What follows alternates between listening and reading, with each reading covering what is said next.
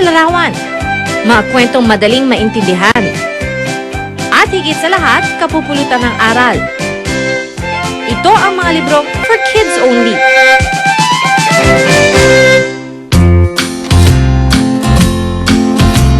Pero sa kabila ng mga panghalinang ito, maraming bata pa rin ang hindi na-eenganyong magbasa ng children's books. Gaya na lang ng 8 taong gulang na si MJ.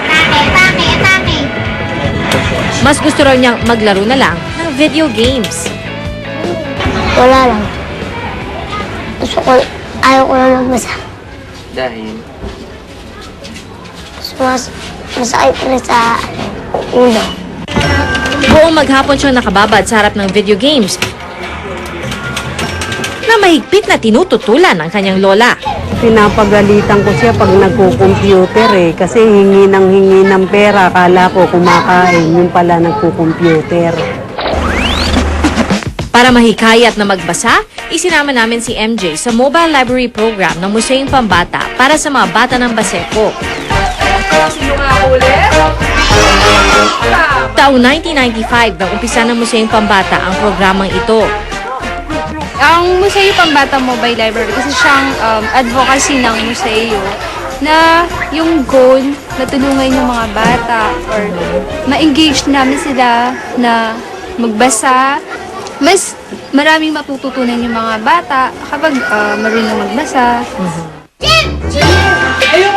Ang mga children's books, mas lalong nagiging exciting ang mga kwento. Ang lahat ng jeep at kotse sa kanya. Nabibigyan buhay kasi ito ng mga elitap-top storytellers.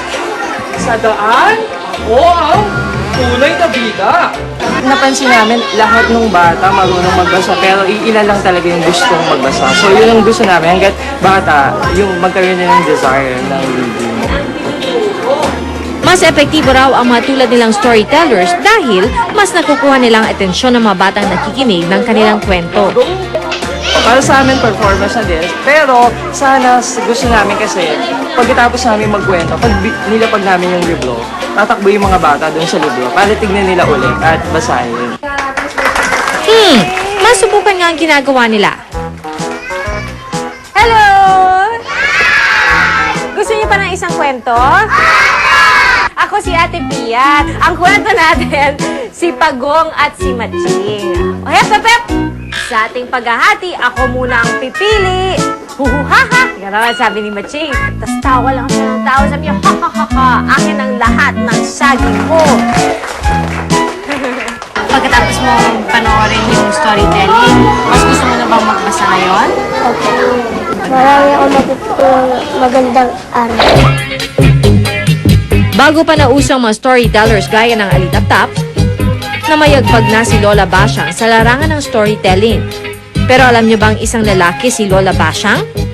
Si Lola Basyang, hindi babae, lalaki, no? Si Severino Reyes. Alam mo, nag-umpisa yan, sinulat siya ng lolo ko, ni Severino Reyes, sa Liwayway. Nakuha raw ng kanyang lolo ang pangalang Lola Basyang sa isang matandang babae sa kanilang lugar.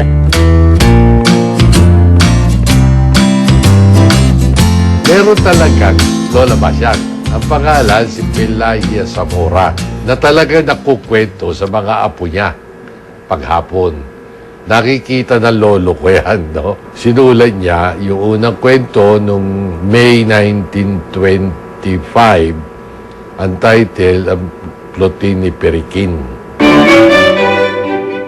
Ang kwento ng Plautin ni Periquin tungkol sa tatlong magkakapatid na ulila. Sina Berto, Tolo at Periquin. Inilahad dito kung paano niya nailigtas ang kanyang mga kapatid sa pamamagitan ng mahiwagang Plautin. Naisa pelikula na rin ang mga kwento ni Lola Basyang noong 1985 at si Chichay ang gumanap sa lovable na Lola. Taong 2007 naman nang gawin itong series sa telebisyon. Ang inyong maririnig. Ito ang kwento niya. Kaya tumagalyat. Kasi ang lolo ko, sinasabi lagi na sa mga manunulat, no? Kung wala kang sasabihin at walang moral lesson, walang mapapag-aralan, walang makukuhang aral, yung bumasa ng kwento mo, huwag ka nang sumulat. Marami na raw ang makabagong Lola Basha ngayon, kagaya ng aktres na si Maricel Lac sa Pangilinan. Ang kanyang unang kwento, ang children's book na Super Bench. hango ang kwentong ito sa tunay na buhay. Who makes super babies? Ang purpose ng libro, mag-inspire, lalo na sa mga magulang na dumadaan sa pagsubok. Ang daming nagagawa nun, and it was out of a very tragic experience, pero God turned it around and made it a wonderful experience that we will never forget. Taong 2005 nang maoperahan sa puso dahil sa congenital heart disease ang 4 na taong si Benjamin, ang bunsong anak ni Maricel. Mahirap pang tanggapin. Pinagdaanan namin lahat na buong pamilya yung sitwasyon na yun. And gusto namin ipakita sa mga tao na this is a journey together. And as one family, you can overcome sa tulong ng Diyos. He's braver, he's stronger, he's faster.